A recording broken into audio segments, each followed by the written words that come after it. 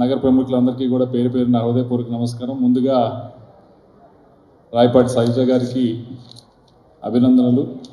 ఈరోజు ఆంధ్రప్రదేశ్ మహిళా కమిషన్ చైర్పర్సన్గా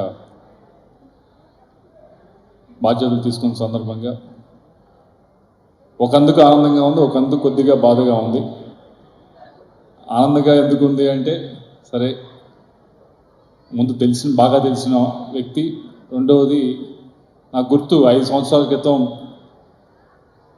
ఆమె గుర్తుందో లేదో, 5 సంవత్సరాల క్రితం మేము అమరావతి అప్పుడే డెసిషన్ తీసుకున్నారు. ఇద్దరు ఒక ఎక్కడో ఫ్యామిలీ అందరూ వెళ్ళి కూర్చోన్నాం రెస్టారెంట్లో. చాలా ఉద్రేకంగా మాట్లాడుతూ ఉంది.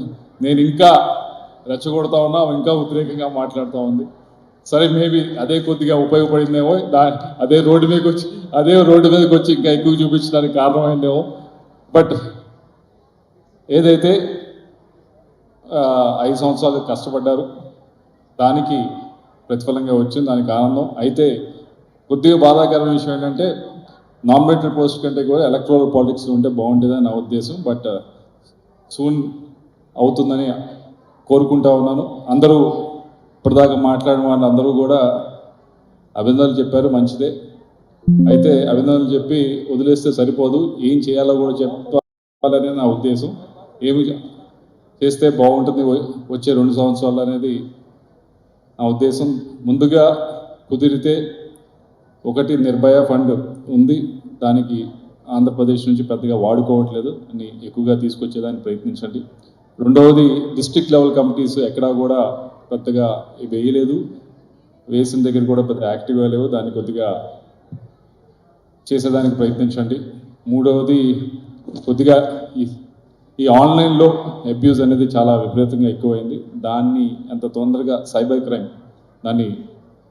క్రైమ్ అనేది రిపోర్ట్ చేయడం ఒకటి, దాని క్రైమ్ అనేది కంక్లూడ్ చేయడం అనేది ఇంకొకటి. దాన్ని కంక్లూడ్ చేయడానికి చాలా టైం పడుతూ ఉంది, దానికి చాలామంది ఇబ్బంది పడుతూ ఉన్నారు. దాని మీద కొద్దిగా దృష్టి సారిస్తే మంచిది, అది మీ పవర్లోనే ఉంది. నాలుగవది, కొద్దిగా ఈ సినిమా వాళ్ళతో బెదిరించి మాట్లాడాల్సిన అవసరం లేదు, లేకపోతే వేరేగా మాట్లాడాల్సిన అవసరం లేదు, మామూలుగా మాట్లాడచ్చు వాళ్ళతో.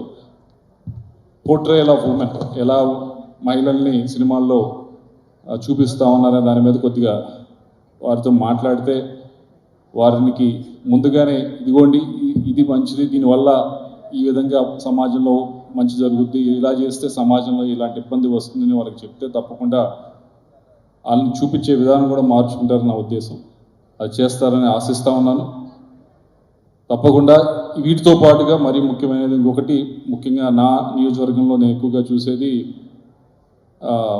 చైల్డ్ మ్యారేజెస్, అది కూడా మీ పరిధిలోనే వస్తుంది. హ్యూమన్ ట్రాఫికింగ్ కూడా దాదాపు లాస్ట్ 1 ఇయర్లోనే 66,000 మంది దాకా ఈ చైల్డ్ మ్యారేజెస్ కానీ వీటిల్లో కానీ చాలా ఇరుక్కోవడం జరిగింది. మన రాష్ట్రానికి సంబంధించి చాలా మేజర్ ఇష్యూ. మనం చాలా అంటే మనం అంత అర్బన్ ఏరియాస్లో ఉండి మనం గమనించట్లేదు, కానీ కొద్దిగా రూరల్ ఏరియాస్, రెండచింతల, బొల్లాపల్లి ఆ ప్రాంతాలకు వెళ్తే చాలా విపరీతంగా అవుతూ ఉన్నాయి. దానిపైన దృష్టి సాధించాలంటే ముఖ్యంగా స్కూల్స్తో టైప్ అయితే, గవర్నమెంట్ స్కూల్స్తో టైప్ అయితే అవుతుంది.